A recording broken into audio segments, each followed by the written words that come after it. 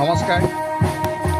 জয় জয়তে সকলো অসমবাসীলৈ ছট মহাপৰৱৰ শুভেচ্ছা জনালোঁ। আমি পানীমুদি ছট পূজা কমিটি আজি তৃতীয় দিনা ইয়াত বালিঘাটত ছট পূজা উদযাপন কৰিছোঁ। এই মহাপৰৱ 4 দিনীয়া। প্ৰথম দিনা 25 তাৰিখে আৰম্ভ হ'ল।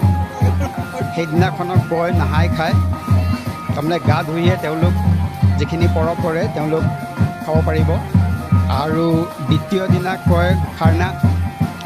তেওঁলোক সেইটো পৰিছিলে 26 তাৰিখে।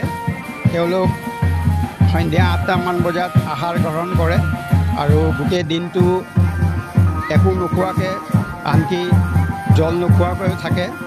আৰু আজি তৃতীয় দিনা।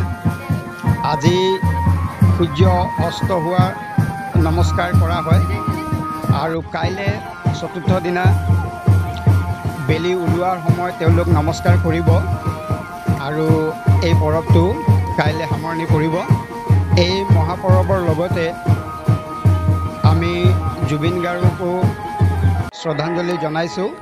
সকলো ৰাইজে তেওঁৰ নামত চাকি জ্বলাইছে আৰু ধূপকাঠি জ্বলাইছে আৰু তেওঁৰ সদ্গতিৰ কামনা কৰিছে। আৰু তেওঁক আমি সদায় মনত থ'ব লাগিব। তেওঁৰ যিখিনি সংগীত আমি কেতিয়াও পাহৰিব নোৱাৰোঁ। লগতে আমি অতি সোনকালে জুবিন গাৰ্গৰ ন্যায় বিচাৰিছোঁ। অসম চৰকাৰক অনুৰোধ কৰিছোঁ যে তেওঁলোক খুব সোনকালে, আশা ৰাখিছোঁ তেওঁলোক খুব সোনকালে আমাক ন্যায় দিব।